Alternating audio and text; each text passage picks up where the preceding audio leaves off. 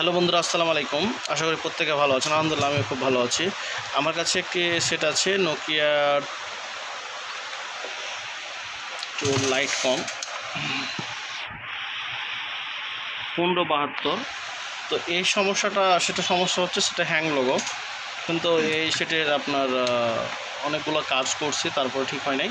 পরে আমি এটা রিসেট দেওয়ার পর ঠিক হলো। তো আমি এটা জাস্ট ইউএমটিতে রিসেট দিছি, দেখাচ্ছি। ইউএমটিতে জাস্ট শুধু এখান থেকে রিসেট দিলাম। রিসেট দেওয়ার পর আমরা বাটামটি চেপে ধরে ইউএসবিটা লাগাবো।